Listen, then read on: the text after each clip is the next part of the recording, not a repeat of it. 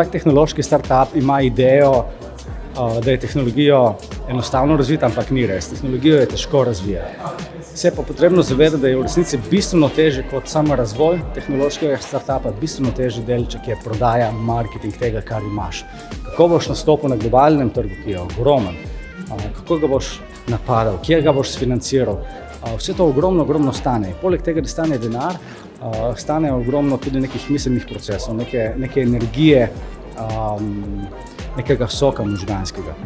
In tega se ponovadi startupi ne zavedajo, tudi mi se tega nismo zavedali v štartu. Smo šele zdaj, ko smo že v 3. letu poslovanja, pogruntali, da v bistvu večina energije, večina denarja, efforta gre v prodajo. Tehnologija je relativno enostavna na koncu dneva. Je zahtevna, če delaš sam, ampak rešitve se vedno najdejo, vedno lahko nekoga pokličeš, vedno lahko nekaj outsourcaš, vedno se najde rešitev, ker je pač tehnične narave, ni nič posebnega. Medtem ko pri prodaji gre pa za zelo mehke faktorje, gre za delo z ljudmi, to moraš pač prodati. In ko prideš do tega, tam v bistvu neka gola matematika, fizika in tehnološki pristop enostavno ne funkcionira več.